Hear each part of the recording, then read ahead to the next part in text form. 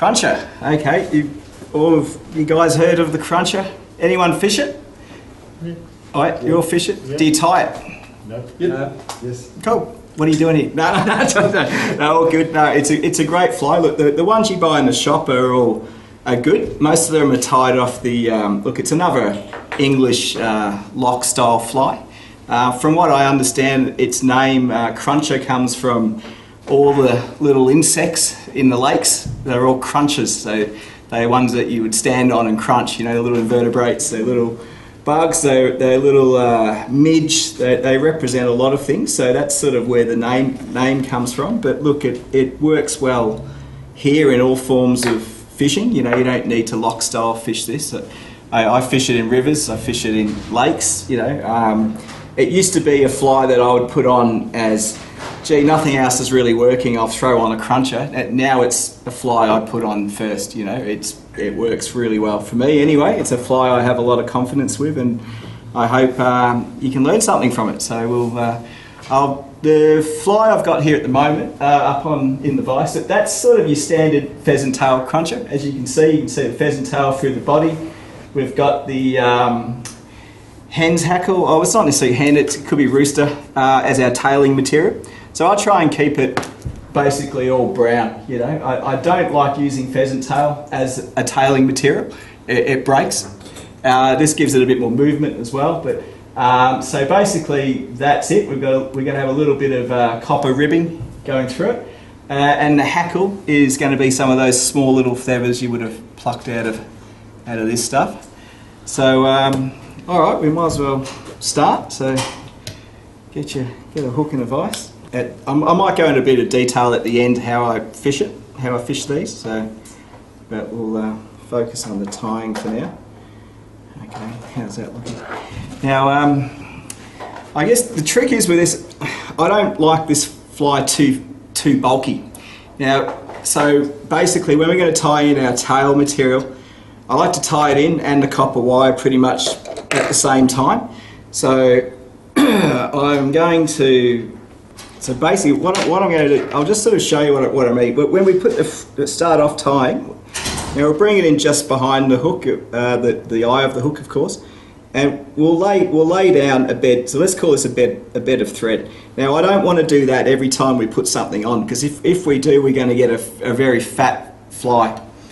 I just don't think that's the purpose of this fly. So we're going to lay one down first. Now I'm going to try and find it. Yep. So you get that down to the sort of, you know, where you're comfortable there. Now tailing materials are little brown stuff we had before. Grab. Now what are we going to grab? You sort of look. I bring it out on an angle so it's sort of, you can see the length a bit better. Yeah. Yep. Yeah, these are pretty long. These are just generic sort of cheap cock hackles. Yeah. I want a little clump about that size, if you can see it. Now, when we tie it on, I would say 1/2 to 3/4 the length of the shank of the hook would be plenty. Now, when I tie this in, I'm just going to bring it in with a couple of little turns. The first one's just hardly going to do anything. Now, that's about it for now, because I can adjust it. Now, that's way too long, so I'm going to pull it forward, have a little look and go, yep, okay, that's looking okay. Now, maybe just one more tie there. Now, see, I haven't put another bed of thread on this fly. I don't want to do anything yet. I want to put in my copper wire. So. For your tail? Yeah. No, you really So are we good to... I might go too quick. No, you shoot through this one, Ezra. We'll go back. So basically, as we're winding down this copper wire, this is when I start to sort of get the tail. I hold the copper wire and the tail all in one go, and you want to tie it down to where the barb would be, if you have a barb. If you don't, just where you'd imagine one would be. So by that stage, I've got, you know, my tail's still there, the wire's sitting where it needs to be, and we've only laid down one bed of thread. Does that make sense to people when I talk like that? Right. Look, it's a little ugly in that sense, but I just don't want it to be too bulky. That's the main thing. Now here I might tidy it up a little bit. Let's get rid of any excess sort of stuff. Now we want a bit of pheasant tail. So the brown pheasant tail, chocolate brown, whatever you want to call it. What do you mean? Let's go that way.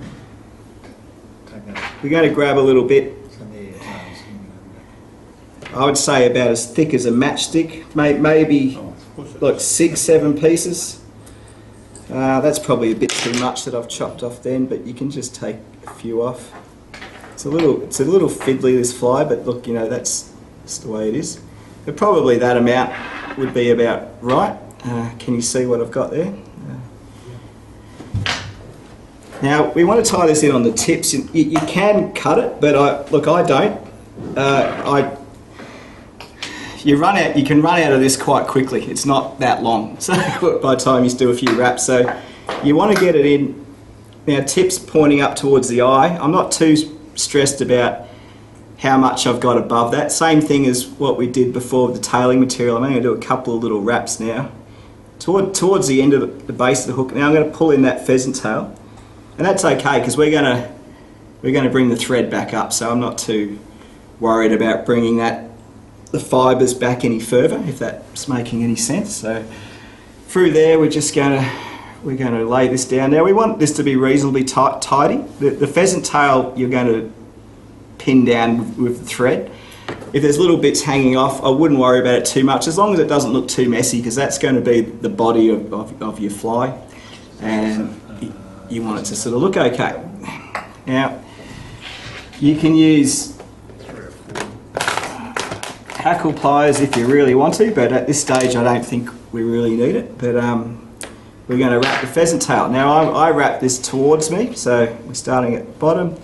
We want to do sort of touching turns all the way up. other way around.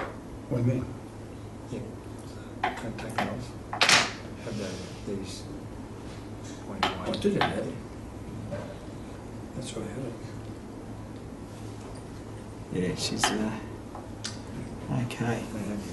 So now lock that down. You sort of give yourself a bit of room at the front there, because it's one of those flies you can overcrowd the eye of the hook quite easily. The wire came out. Yeah. Once that's down, I'm probably going to give it a little bit of a snip, tidy that up a little bit, and then we just wrap the copper wire in the opposite direction from what you did the pheasant tail. So you're going to go. Now I would probably expect to go. We've got 1 turn, we've got 2, 3. Look, four's enough. I do 1 more there just to lock it down. But look, we're going to probably only expose about 3 of them by the time we've got everything else on. So bring the thread back a little bit, because this is where we're going to put a little bit of dubbing on. Now you can break that wire off. I use cheap scissors, old scissors, to cut my wire, because that's just the way I do it. But you all can do it any way you like. Okay, so the thorax. The reason I've sort of given you this sort of copper brown, I like a difference, something to distinguish between the dark brown pheasant tail that we've got going on. So I want another brown in there, so I like this UV copper stuff. I'm really loving a bit of UV. In small amounts, I think it's really cool. It attracts a bit of attention. It looks like a little bit of air trapped inside the shuck of the nymph. It just gives you something there. Now, look, I use dubbing wax. If you don't use it, you might struggle a little bit with this material because it is a bit coarse, but each to their own. So let's just dub a small little thorax.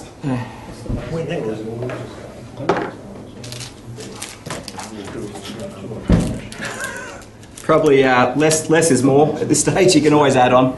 So look, yeah. The good thing I like about this sort of stuff is that as you fish it, it'll come apart. It'll coat the fly as the hackle does, and it just adds to the sort of, you know, the appearance of it. So we're basically just doing a tight little sort of thorax there. See, I've still given myself plenty of room at the front. Now that's pretty much bang on. Like I'm happy with that. It's now here we go. This is where we got to pull out those little tying in hackle. Now you all probably do it your own way. I don't tie it in by the tips. I don't like doing that on small flies. This is not a wet. It's not a wet hackle fly. You know. So if you're more comfortable tying it that way, by all means do it. I'm not. I do it on bigger flies like size 12s, 10s, that sort of thing. So I'll show you how I do it. So I'm looking for, yeah, look. See, I've pulled out a feather about that big. Now, I like the length in it. I like the longer feathers. I don't really like the short, sort of fat, round ones. You sort of know that sort of size is going to give yourself a decent hackle.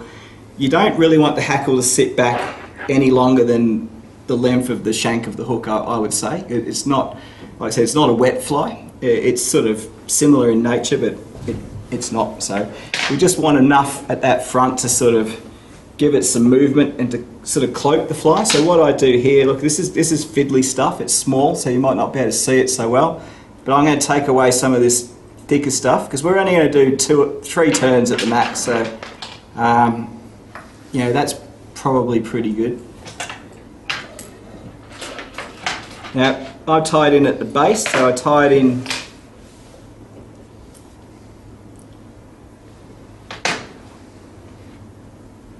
We're hoping that's in. Yeah, that looks about right. So look, that's in there now. A few turns just to lock it in. If you want to, you can tidy that up at this stage, you know, without trying to cut your thread, which is always, you know, an interesting thing. Now, this is where you want to use hackle plies. Everyone got hackle plies? Because, I don't know, unless you've got little tiny little fingers, this is... yeah.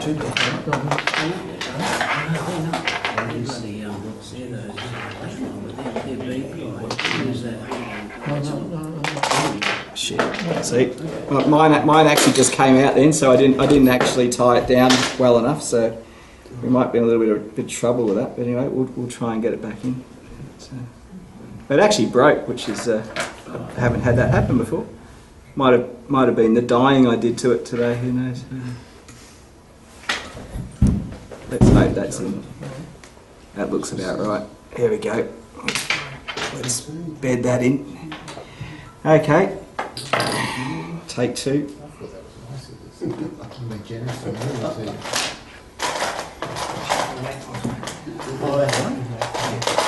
Now, on this hackle, I'm only going to give it 2 or 3 turns, maybe 3, and lock it in. Look, that's enough. Like it's, fingers are a bit shaky.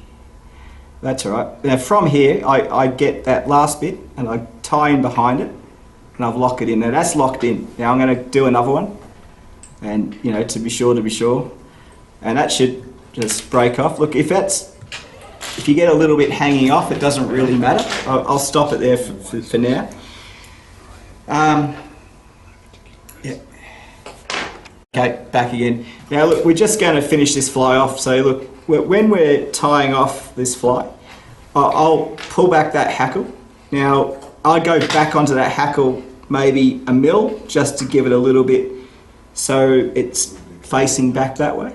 Now, you tie it off. I don't use head cement on this fly. If I wax this up enough, it'll clinch enough for me. Look, if this gets smashed by a fish or 3 or 4 fish, it'll fall apart before your bit of thread at the front will. So, you know, if you want to put head cement on it, sure, but it's not what I do. So I'm just going to show you how I do it. Yeah. Just 3 down on a well waxed piece of thread is enough. I'm going to, you know, give that a good tug, and that's it. That's the cruncher.